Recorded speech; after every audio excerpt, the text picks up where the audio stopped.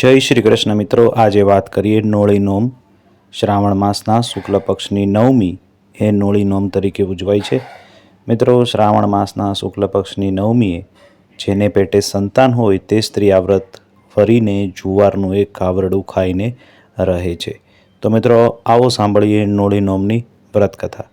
મિત્રો, ચેનલમાં નવા હોય તો ચેનલને અવશ્ય સબસ્ક્રાઈબ કરી કોમેન્ટમાં જય શ્રી કૃષ્ણ લખજો। ધન્યવાદ। એક બ્રાહ્મણ અને બ્રાહ્મણી હતા। પેટે કંઈ જણ્યું નહોતું। ચપટી ચપટી લોટ માગી આવે ને તેમાંથી બે પેટ ભરે। એક દી બપોરે બ્રાહ્મણ બહાર ગયા છે ને દુખિયારી ગોરાણી ઉંબરાનું ઓશીકું કરીને સૂતી છે। સૂતી સૂતી તેની નજર એક છાપરે જાય છે તો તેણે કાંઈક જોયું ત્યાં, અને કાંઈક કોતક જોયું કે ચકલો ને ચકલી બેઠા છે। ચકલી માળો નાખે છે ને ચકલો માળો ચૂથી નાખે છે। વારે વારે ચકલી માળો બનાવે ને ચકલો માળો ચૂથી નાખે। ચકલી પૂછે છે, અરે ચકારાણા, સિદ્ધને આપણો માળો ચૂથી નાખો છો? ચકલો કહે છે, હે ચકીરાણી, આ ઘરના ધણી ધણિયાણી તો વાંજ્યા છે। એને એકેય નાનું છોકરું નથી, એટલે એના ઘરમાં દાણાનો એકેય કણ કોઈ દી વેરાશે નહીં। વિચાર વિચાર, હે ચકી, આવા ઘરમાં આપણા પોરા શું ખાશે અને કઈ રીતે ઉજરશે? ચકલા ચકલીને આટલી વાત સાંભળીને બાઈ તો રોવા માંડી।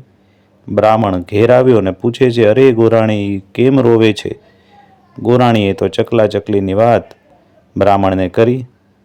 ગોર દાદા બીજે દી માગવા હાલ્યા છે। રસ્તામાં જુએ તો એક નોળિયો આયલો જાય છે। એ નોળિયાની પાછળ કૂતરા દોડે છે।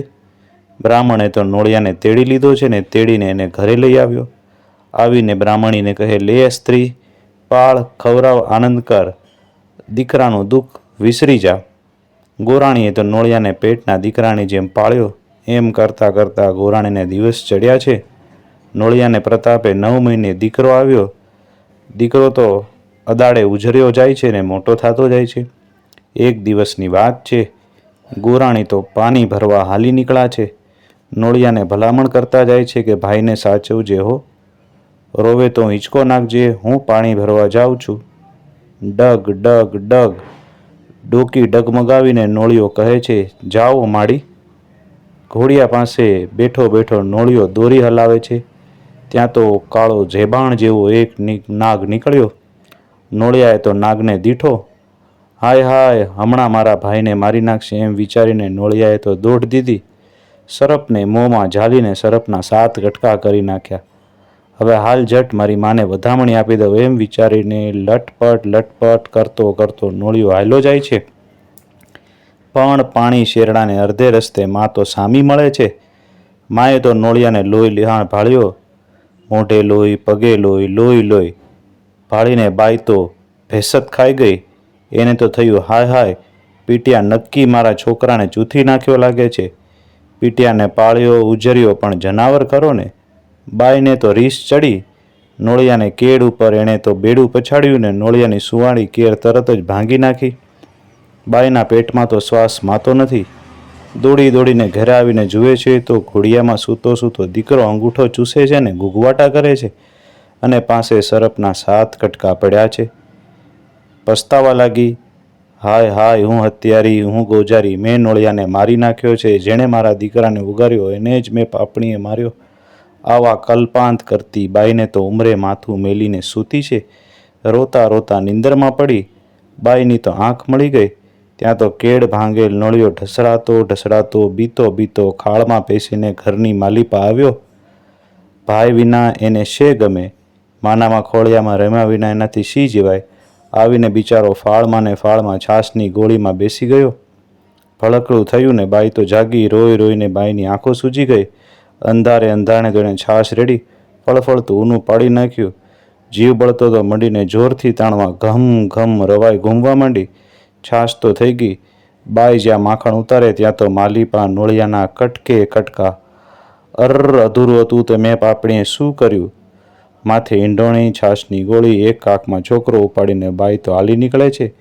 ઊભે વગડે દોડતી જાય છે ને શ્વાસમાં ધમણ થાતી જાય છે।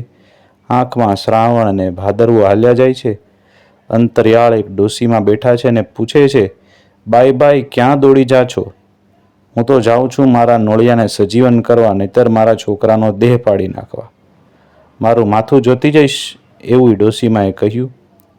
ત્યારે બાએ કહ્યું, લોને માળી, હવે મારે તો આથમ્યા પછી અસુર શું, હું તો મરવા જાઉં છું.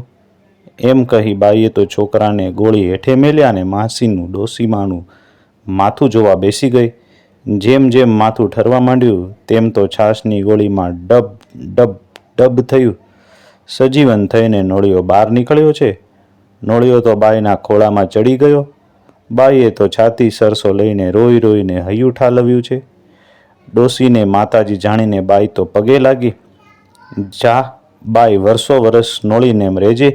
તેથી ઘઉં ખાઈશમાં, ઘઉંનો કણિક કેળવીશમાં, છાશ કરીશમાં, ઘી માખણ દૂધ દહીં છાશ કંઈ ખાઈશમાં. આ રીતે માતાજીએ બાઈને આશીર્વાદ આપ્યા. જેવી રીતે આ ગોરાણીને માતાજીના આશીર્વાદ ફળ્યા એમ આપ સૌને ફળજો. નોળી નોમમાં એને ફળ્યા એવા આપ સૌને ફળજો. બોલો નોળી નોમની જય.